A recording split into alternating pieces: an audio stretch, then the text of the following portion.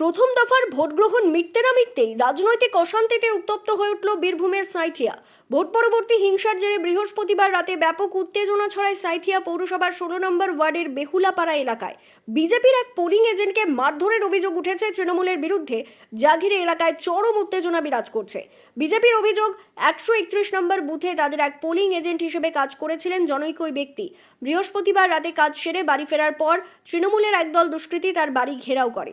এরপর তাকে ঘর থেকে টেনে বের করে বেধড়ক মারধর করা হয় বলে অভিযোগ।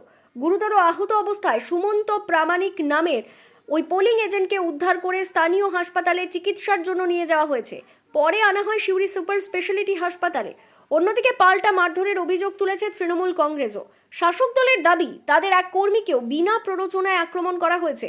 এই পাল্টা অভিযোগের জেরে দুপক্ষের মধ্যে পরিস্থিতি আরও জটিল হয়ে ওঠে এবং বেহুলাপাড়া এলাকা রণক্ষেত্রের চেহারা নেয়।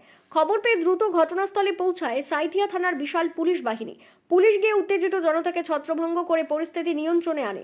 বর্তমানে ওই এলাকায় নতুন করে অশান্তি এড়াতে পুলিশি টহল চলছে। পুলিশ শতপ্রণোদিত হয়ে ঘটনার তদন্ত শুরু করেছে। রাজনৈতিক উত্তপ্ত এই এলাকায় শান্তি বজায় রাখতে মোতায়েন করা হয়েছে অতিরিক্ত পুলিশ বাহিনী।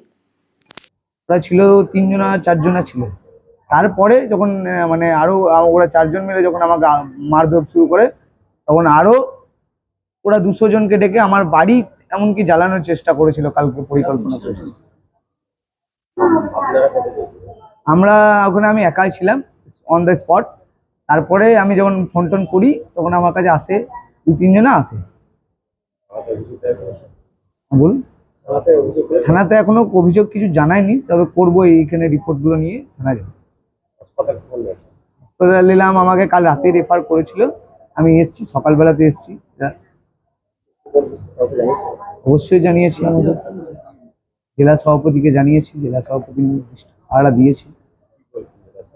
জেলা সভাপতি ব্যবস্থা নেবে।